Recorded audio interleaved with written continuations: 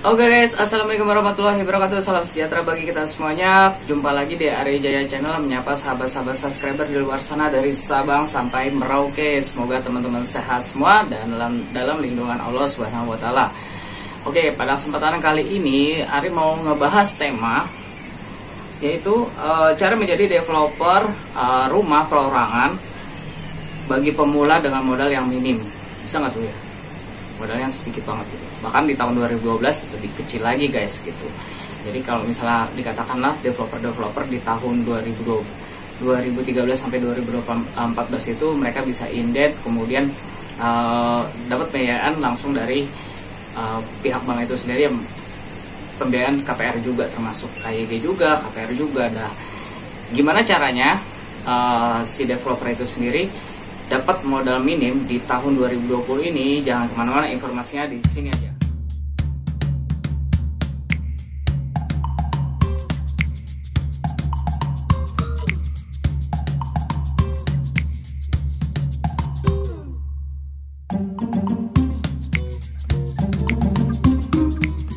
Langsung aja kita bahas gimana caranya untuk kamu pemula developer perorangan, gimana caranya untuk bangun jadi developer properti ya guys gitu ya. Ya pertama, kalau misalnya kamu sebagai developer perorangan itu memang sekarang kamu tidak bisa pengajuan untuk inden ya guys. Jadi kamu harus punya track record, kamu sudah punya pengalaman minimal 5 kali project guys. Jadi kalau misalnya kamu belum ada, otomatis kamu belum bisa inden guys. Dan inden itu emas banget guys. Biasanya developer itu butuh inden kalau untuk developer mulai dari pemula ya guys gitu. Nah yang pertama itu kamu cukup mudah, kamu beli tanah kafling. Syukur-syukur tanah kafling itu ada di dalam perumahan. Terus kemudian kamu bangun perumahan 1 unit aja gitu. Kalau misalnya kamu mulai dari nol ya kan, kamu terus kemudian langsung jual guys gitu. Itu hampir rata-rata banyak tuh developer kayak gitu. Nah gimana nih caranya kalau misalnya katakanlah kamu nggak tahu perhitungan RAB, rancangan anggaran biaya untuk bangun perumahan ya kak. Kamu bisa datang ke Gramedia, terus kemudian kamu beli buku desain-desain rumah-rumah minimalis modern itu seperti apa, yang 2 lantai itu seperti apa, banyak guys. Dan di situ juga ada CD-nya, itu perhitungan RAB yang mungkin sekarang ya tahun 2020 ya sudah diupdate lagi gitu, harga semennya berapa, terus kemudian pasirnya itu berapa gitu, itu mungkin sudah diupdate lagi guys. Oke, terus kemudian yang bagusnya lagi memang kalau misalnya kamu punya tanah, misalnya katakanlah kamu tanah warisan, terus kemudian atau tanah kamu sendiri kamu punya gitu ya kan, minimal misalnya katakan minimal 1000 memanjang posisinya ya kan, itu enak banget guys. Kamu bikin perumahan terus di tengahnya sudah ada jalan umum ya guys gitu, itu lebih enak lagi gitu. Jadi kamu modal buat ngebangun aja lebih minim lagi. Nah lebih mulainya lebih dari situ aja guys kalau misalnya kamu mau bikin perumahan. Nah kemudian ini kalau misalnya emang kerja sama inden sudah tidak bisa untuk developer pemula, itu disarankan sih memang lebih baiknya katakanlah di lingkungan tanah kamu itu yang 1000 meter kamu jual konsep dulu guys. Yang penting kamu sudah bikin pagar keliling, terus kemudian dibuat one gate system, terus kemudian kamu jual konsep aja dulu guys gitu. Jadi rumah brosurnya seperti apa, price-nya itu seperti apa, kamu tawarkan konsepnya dulu. Nah ketika si pembeli itu dibebankan DP 20%, katakanlah 5 pembeli dengan strategi marketing, 5 pembeli pertama itu dengan harga yang terjangkau, kamu bisa kasih minimal DP-nya dia 20%, harga yang terbaik. Terus kemudian dari 20% kali 5 itu berarti 100%. Artinya kamu sudah bisa bangun 1 unit rumah guys. Bayang ya kan? Jadi dengan modal developer modal debu lagi nih gitu ya kan, itu enak banget. Jadi kalau misalnya jual konsep dulu guys gitu ya kan, yang dari 1 unit rumah ini kamu bangun rumah, terus kemudian misalnya katakanlah dari kamu udah 1000 meter itu kamu jual tanah 72 meter persegi, kamu bikin 2 lantai, otomatis kan harganya juga bagus ya, apalagi lokasinya bagus gitu ya kan.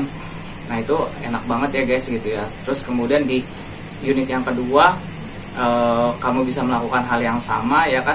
Contohnya misalnya kamu dapat sekitar 20 unit itu ya kan, atau misalnya katakanlah kamu dapat 10 unit ya, kamu 5 di awal kamu modalnya itu apa namanya, itu dia yang tadi 5 pembeli pertama bakalan dapat harga terbaik, terus kemudian DP minimal 20% ya kan.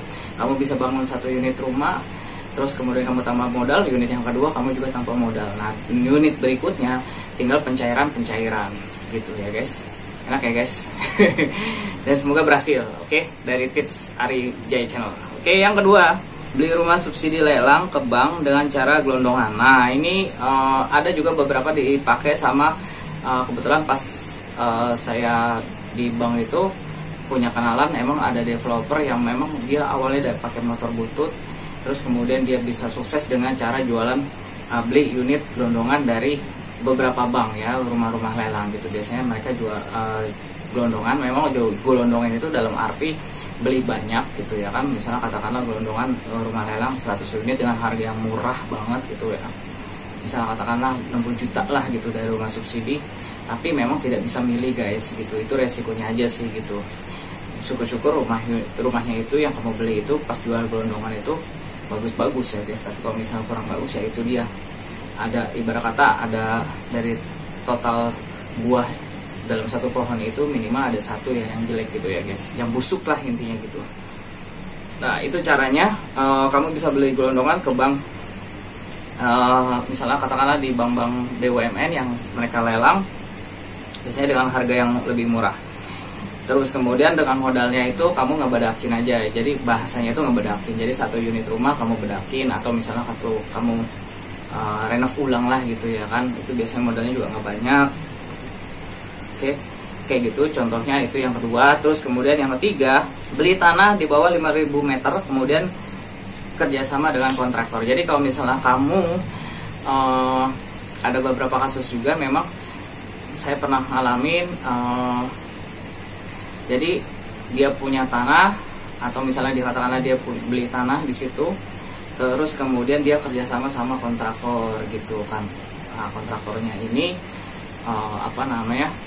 jangan kontraktornya yang nanti PKS sama pihak bank ya. Kalau misalnya nanti kerjasama sama pihak bank untuk pembiayaan KPR, tapi lebih pemilik dalam sertifikat guys. Jadi itu yang bisa di PKS kan gitu. Jadi nanti kalau misalnya ada kasus kayak gini, kamu bisa kerjasama, nanti dari situ kamu bisa bagi hasil dari 1 unit rumah itu guys gitu ya. Walaupun cuman katakanlah 8 unit, biasanya kemarin sih saya pernah pengalaman itu Bintaro X ya gitu, Bintaro 8 cuman 8 unit, dan itu laku keras 2 lantai, kurang lebih tanahnya berapa ya, sekitar 72 apa ya, apalah 80 lah gitu ya. Itu sukses juga, KPR-nya juga sukses, sudah laku keras gitu ya kan. Nah kamu tinggal bagi hasil aja nih, bagi hasilnya ya nanti kamu sama kontraktor ya gimana deal-dealannya ya guys. Nah kalau misalnya kamu beli tanah di bawah 5.000 meter ya, di 5.000 meter persegi, biasanya untuk perizinan itu sendiri memang lebih dipermudah guys gitu. Kenapa? Karena pihak perizinan itu kalau misalnya dengan aturannya dia itu di bawah 5.000 meter, mereka itu developer berhak untuk membangun fasilitas umumnya itu hanya jalan aja guys, nggak perlu fasos yang 60-40. Biasanya aturannya kan 60-40. Tapi kalau misalnya kamu di bawah 5.000 itu memang kamu dikasih fleksibilitas, jadi otomatis kamu untungnya agak lebih banyak nih gitu, ketimbang kamu kelempar 40%-nya tanah kamu. Misalnya katakanlah kamu 5.000, kekurangan 40% untuk fasos, otomatis kamu rugi kan gitu, 60%-nya doang yang kamu bangun. Jadi makanya untuk ketentuan kebijaksanaan di bawah 5.000 itu biasanya memang lebih tidak perlu adanya fasum dan fasos. Oke, itu aja informasi yang bisa Ari sampaikan dan semoga bermanfaat. Kalau misalnya kamu suka dengan video ini, jangan lupa kamu like, kemudian kamu subscribe, terus kemudian juga kamu aktifkan loncengnya agar kamu bisa dapetin informasi-informasi video Ari yang terupdate mengenai properti. Kalau misalnya kamu punya saran, terus kemudian kamu bisa masukan, terus kemudian ada pertanyaan, boleh kamu kasih komentar di bawah ini. Oke, sukses selalu bagi kita semuanya. Salam super. Assalamualaikum warahmatullahi wabarakatuh.